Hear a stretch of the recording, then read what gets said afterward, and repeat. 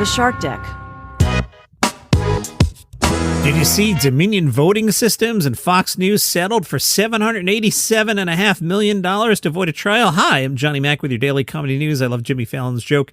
You could tell Fox was stressed about the trial because they spent the day chugging Bud Light. Jimmy Kimmel said it's going to take a lot of reverse mortgage ads to pay that one off. Kimmel again. Immediately after the settlement, Fox issued a statement that said, this settlement reflects Fox's commitment to the highest journalistic standards. They're already lying in their statement about lying. John Mulaney, Baby J, Netflix, April 25th. That's what, Tuesday?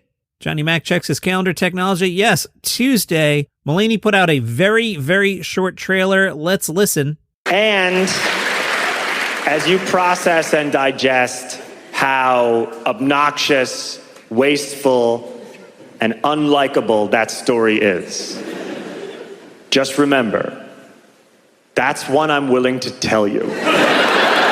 Using my calendar technology, I have Devine that today is 4/20, so I have to do something about getting high, right? That's what we do. All right, High Times spoke to Adam Devine. You know him from Workaholics, and I asked Adam Devine, what role does getting high play for you creatively in your life and in general? Adam Devine said, I feel like of all the guys, I probably was the biggest stoner. It's a real battle royale between me and Kyle for that title nowadays. You could use marijuana as a creative tool, but you just have to know yourself. You have to know how much is too much and how it affects you as a person. It's the kind of thing that is a tool in your tool belt, but it won't make an unfunny person funny or a non-talented person talented. If you don't have the goods to begin with, it won't help you, but it can be used as a tool to free up your mind every once in a while. If you can't crack a story or you're working on a video that you can't get just right, you're able to tweak it by smoking a little bit. You think about it, you free your mind. You're not married to what you've already written and what you've already worked on, and you're able to work on the problem from a different point of view. That's how I viewed marijuana, and I think it's helped me along the way. Congratulations to Nate Bargatze. He sold out the Bridgestone Arena, set a new record. 19,365 people attended his show on April 15th. Thank you, DR, for putting this story under my nose. Nate said, my first visit to Bridgestone was to watch a Nashville Cats Arena football game. When I started comedy, I'd find myself daydreaming about coming home to play Bridgestone, but never really think about it. It'd take a while for me to wrap my head around this. Thank you, and thank you. Did you watch Hari Kondabolu's special on YouTube yet? I liked it a lot. The LA Times caught up with Hari, and apparently Hari preps for every stand-up performance the same way. He drinks lots of water, and then he pees, and then he paces. He said it's the same thing over and over, and I think there's a comfort in that. I've been doing this 20 years, and I'm still absolutely a mess until I go on. All right, why'd you put your special on YouTube? Hari said, I feel like I just got sick of waiting. With comedy specials, there's a handful of people at a certain level who can say, I want to make this a special, and then one of the streamers and the networks makes it because it's good business. There was this era where corporations were really investing in stand-up, and it feels like we're starting to see a decrease in that again as maybe there are fewer streamers and things are consolidating as the industry's in flux right now in a lot of ways. I'll jump in. I'm going to comment on about that in the second half. The money was just ridiculous, all right? Just remember that point. Let's get back to Hari. The idea of waiting some indefinite period to release material just didn't sit well with me. I do stand-up because I like to record hours. That's a fundamental part of the job for me. I don't feel like I'm developing unless a new hour comes out and I clean the slate and start fresh with the next one. And I started seeing all these other comics start to release their specials on YouTube, which really initially didn't sit well with me because it means you as a comic are taking the financial risk. You're gambling and saying, I'm betting on myself. And stand-up is a lot of that already. It's a lot of risk. And now we have to make it ourselves as well. But at the same point, I'm like, this is freedom. So instead of waiting on an industry stamp to say, you can make this, it's betting on yourself and saying, I trust my instincts, I trust the people that like me, and I feel like more people will like me if they see this. Whether I'll go for it again is dependent on how this does, but I'm definitely proud of this hour. I think it's smart, I think it's unique, I think it's a personal and creative progression. Alex Borstein apparently has a new special on Amazon Prime. It's called Corsets and Clown Suits. I didn't even know this was coming. It's out if you want to watch it. I haven't seen it yet. Primetime reviewed it and said about half an hour into her Prime Video comedy special Corsets and Clown Suits, Alex Borstein tells us exactly how to watch it. Standing in front of a live audience, wearing a glittery checkerboard skirt and shoes with red pom-poms on the toes, she goes off on a barely coherent tangent about the reason the word divorcee has two E's at the end. Catching herself, she shrugs and says, I don't know, I just made that up. You know I'm making all this up. Then she takes a beat and laughs and says, but your tickets were free, who gives a hoot? Flanked by a pair of musicians, a sign language interpreter, and occasionally a burlesque dancer, she talks about her recent divorce and her general frustration with the way women are expected to behave. She makes crude jokes that are sometimes directed at her parents, sitting a few feet away. She sings covers of David Bowie and Ricky Martin tunes, and she belts out original numbers, including one gleefully inappropriate ditty about Hitler's maid. It's an enthusiastic, chaotic jumble. The messiness is part of the fun. That sounds like fun.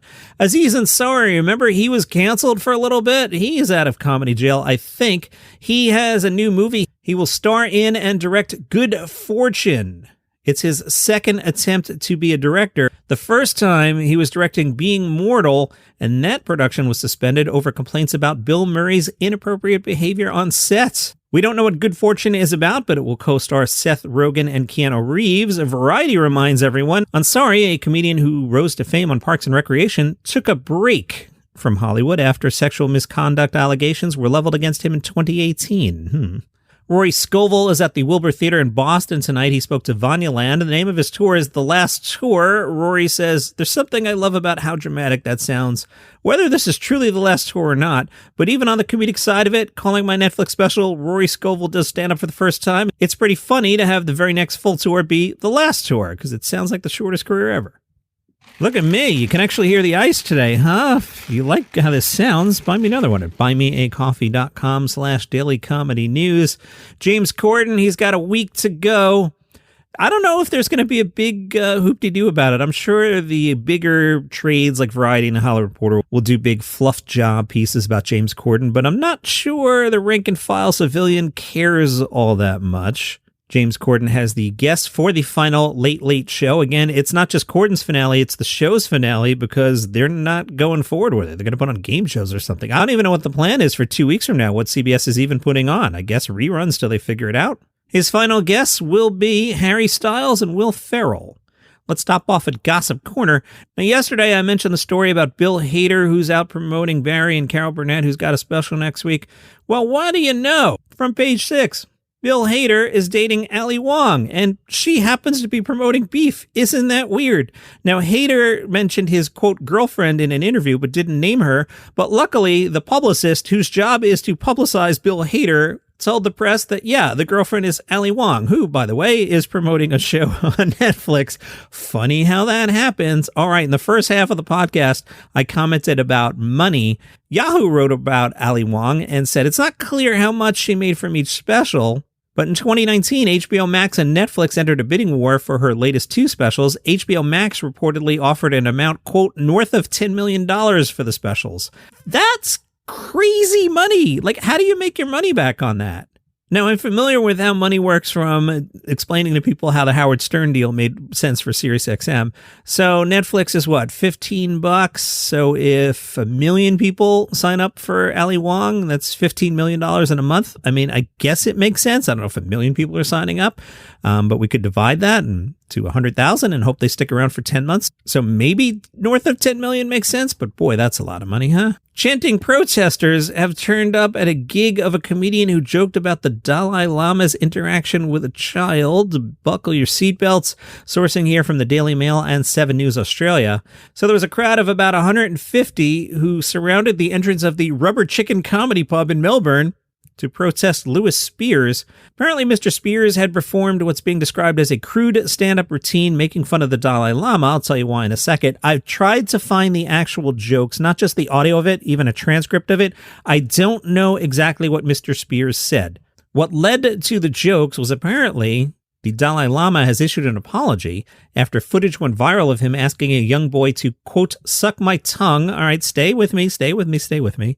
A statement posted to the Dalai Lama's Twitter account said, a video clip has been circulating that shows a recent meeting when a young boy asked His Holiness the Dalai Lama if he could give him a hug. His Holiness often teases people he meets in an innocent and playful way, even in public and before cameras. He regrets the incident. All I know about Spears said is he made multiple jokes about pedophilia. The Canberra Tibetan community said, while we fully appreciate what comedians do, we find Mr. Spears' take on the recent incident involving His Holiness dishonest, purposely misrepresenting actual facts, disrespectful, and in poor taste. We request Mr. Spears either not be featured at the festival or at the very least be directed not to include defamatory and derogatory material about His Holiness in his set. Spears tweeted and said he would not be intimidated and would not cancel his show. He said, the followers of the Dalai Lama know the consequences of restricted speech better than just about anybody else on earth. You're free to worship who you like in a free country, just as I'm allowed to joke about whoever for whatever reason. Sorry, but I walked through hell to do these shows. I won't be stopping over a protest. I'm going to fly through a bunch of reviews here for the Melbourne International Comedy Festival. These have been backing up. The podcasts have been a little longer than usual lately, and the festival is almost over, so I want to get these in. Arts Hub gave Kitty Flanagan Live 5 stars and wrote, Flanagan is back with a stand-up show that is acute observational humor, superb timing, and consummate stagecraft. Brilliantly funny, she barely lets up for the entire run of the show, with only a few carefully orchestrated calmer moments to give the audience time to catch his breath. She really is that good, and she can sing. The Age gave 3 stars to B. Barbeau Skirla's show called House. They write, with the kind of content warnings that would make a cigarette pack wince. That's a great line. This isn't the feel-good show of the fest. Right out of the gate, B. Barbeau Skirla lets us know she'll be dragging us laughing and or screaming into the deep end of the comedy pool. Thankfully, she has the chops to keep us afloat. Her hour puts her family in the crosshairs, teasing out the ways in which intergenerational trauma and denial led to angst-ridden teen years and serious adult therapy. Somehow she squeezes big laughs from all this, getting negged by your mom, growing up in a yelling household, the harrowing ordeal of reading your old diaries. It's heavy stuff, but served up with a winningly light touch. Deanne Smith's show is called Nipples, 4 stars. The Age writes, Deanne Smith invites heckling, then handles it with grace and wit. They joke about the trials of a Vegas wedding, staying friends with exes, and pondering if therapy's worth it. Amidst hordes of relatable tales, talking about the show's title, which is Nipples, in case you forgot, and a random moment of brain crashing, there's a fair whack of heckling. But is it heckling if the comedian urges the audience to get involved from the outset? Sharp and funny. Is this show better than therapy? Yep. The Age went and saw Sam C's government-approved Sex. Did you know a few years back, Sam C was invited by the Singaporean government to host a series of public panels demystifying sex? I didn't know that either. If you did, you win today's Daily Comedy News.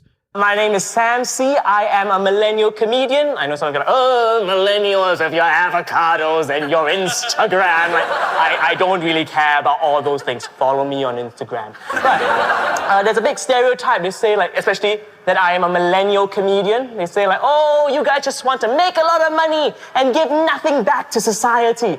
And I like to dispel that, that falsehood. I am a hard-working comedian, 7 years in the Singapore comedy scene. Not only do I do nothing for society, I also do not make any money. Get it right. The Age says it's no surprise Sam C scored the gig. He boasts Jimmy Carr swagger and Jiminy Cricket warmth. I love that. You trust him, which is essential for a show roaming from romance to kink, the cultural differences in dirty talk, and the worrying reason Durex killed off its global sex survey. 4 stars for that one. Also 4 stars, Blake Pavey. He may not live beyond the age of 45, but he doesn't want your pity. He just wants to make you laugh. He was diagnosed with cystic fibrosis, which is a terminal respiratory illness that mostly affects the lungs and digestive system. He was diagnosed when he was just 6 weeks old. 21 years later, he's named his comedy tour Literally Dying. I tried to pull a clip, but he curses like twice a sentence, and I wasn't going to be able to make it work. And candidly, it wasn't that good. One more from The Age. They gave 3 stars to Larry Dean.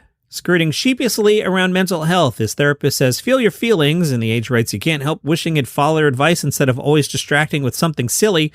Hung on an overlong and not very interesting airport search drama. At least the constant interjections allow a breather, but when Dean finally coalesces on an emotional tribute to those who lift us up when we need it most, you can feel a much stronger show waiting in the wings.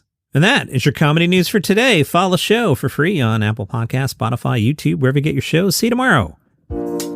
Did you hear about the border collie who recycles trash when he's out on his walks? Or how about the bear that stole someone's Chick-fil-A, but good news, left the salad behind? Hi, I'm Johnny Mac, host of 5 Good News Stories. Don't worry, I have stories about humans too, like there's a woman who makes a living because she looks like Jim Carrey. It's my podcast. It's 5 Good News Stories. 5 Good News Stories. The number 5 Good News Stories. Twice a week. 5 Good News Stories. Oh, and Shamrock Shakes are back too. Good news. 5 Good News Stories, wherever you get your shows.